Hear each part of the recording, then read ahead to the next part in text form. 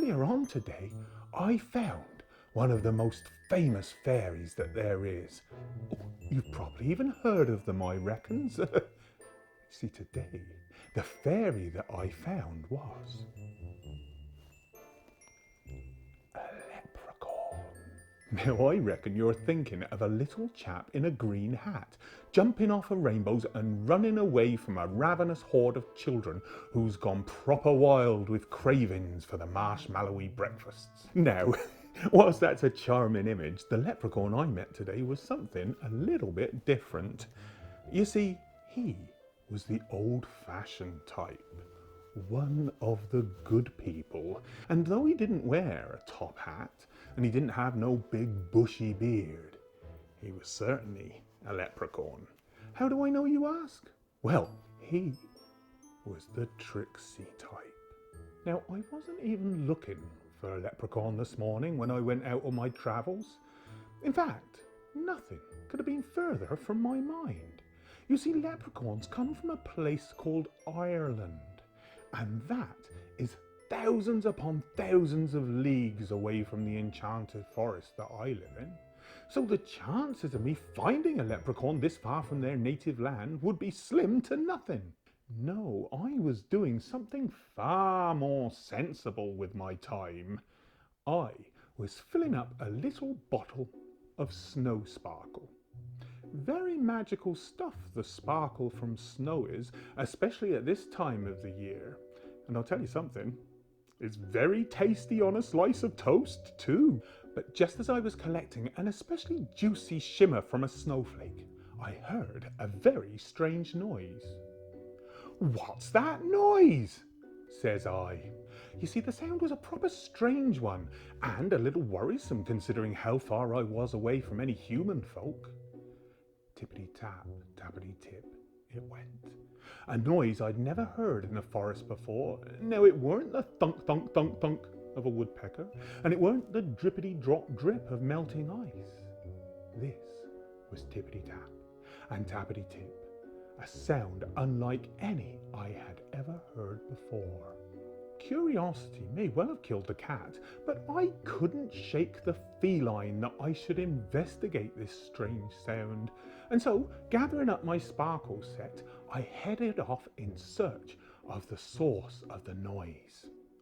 Through the snow I trudged till my socks was soggy and my feet was frozen. Risking life and limb, I crossed a rickety old troll bridge. I even scaled a slippery, sloppery slope and almost lost my flippity-flop. But I couldn't stop myself, you see, because as I went further and further into the forest, the noise got louder and louder, and my curiosity got curiouser and curiouser. Then I saw him, larger than life, yet smaller than a sigh. A little chap with a boot in one hand and a hammer in the other. Tippity-tap, tappity-tip, tippity-tap, tappity-tip, he went. He was wearing green, white and red, so for a moment I wondered if he was just a very patriotic Italian. But then I noticed something. He was sitting astride a big pot of gold. And two came together faster than a plank hitting me across the back of my head. This was a leprechaun. To say I was surprised to see him was nothing compared to how shocked he was by my presence. I must have looked like a giant towering over him. So much so, he stayed as still as a statue, not moving a muscle. "It's all right," says I, trying to calm him. "I don't want to hurt you. Oh, I was just listening to the sound of your hammer. May I ask what you was doing?" "I be mending shoes for the little folk," says he, still trying to stay as still as a statue. "Oh, you see, they've been dancing so hard, they wore through the soles." Well, I looked at my own feet, and all I could see was my soggy old socks poking out through the open toes. "Oh, I wish I had new shoes. These ones just let all the snow in, you see." "Granted," says the leprechaun. "I shall make you a pair of shoes fit for a prince. And they'll be waterproof too, to keep your toesies warm. You just return to my tree just before sunset, and they'll be waiting right here for you. Well, it was then I remembered something very special about leprechauns.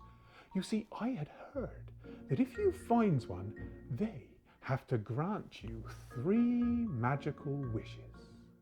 Now, you always must be careful when you make a wish, for wishes have a way of twisting and turning, especially when those wishes are granted by someone as crafty as a leprechaun. But you know, when you're offered a wish and you're in the moment, well, suddenly you don't think straight. And for me, in that moment, my eyes were fixed on a big pot of gleaming gold coins. I wish for that pot of gold, so that I may spend it on whatever I like. Yeah, hang on. Oh, everyone always wants my pot of gold. I worked really hard to earn all this money and... Well, I'll tell you what. You return to my tree just before sunset, and you can take my gold then, said the leprechaun unhappily. Well, I might not be the brightest bulb in the tulip patch, but I ain't that dull neither. And I suddenly had a sneaky suspicion that this crafty leprechaun was trying to cheat me. You see, it suddenly occurred to me that, well, I'd wandered a long way off into the forest and I didn't rightly know exactly where I was. And even if I was to find this very area again before sunset, I would never know exactly which one of these trees belonged to the leprechaun. So thinking on my feet, I came up with a plan, quickety-quick. Now for my 3rd wish, I want a piece of magic red ribbon that only I can touch, and I want it to appear in my hand this very instant. Granted, says the leprechaun, and just like that, a piece of ribbon appeared in my hand. With this ribbon, I can mark your tree so I can find it again later, says I, pleased as punch. No, I can't even touch that ribbon to untie it. I know exactly which tree is mine. Well, I suppose if you get back here before sunset, you can come and take your shoes and my pot of gold. Now, get out of here. I got some work to finish. Tippity-tap, tippity-tap. So I bid the leprechaun farewell, and I headed back to my house. And that, my dears, is why I am so excited you're here with me now. Because as I said, I have an appointment to keep. Hey, I'll tell you what, if you come with me, maybe the leprechaun will even grant you a little wish, eh? Tell you what though, while you're thinking about it, why don't you hit that like button for me? Now that's out of the way, grab your hat and your coat, because it's rather chilly outside.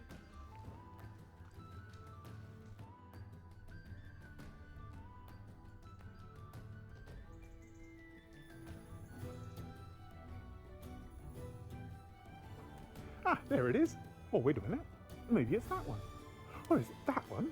Oh, that one. Oh, that one. Oh, that one. Oh, that crafty old leprechaun. Well, while I've been talking to you, he's come back and tied ribbons to every tree in the forest. I'm never going to find that pot of gold now, or my new shoes.